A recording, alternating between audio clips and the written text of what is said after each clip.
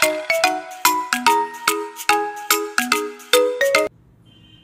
అండి, welcome back to our channel మీతో creative Lakshmi.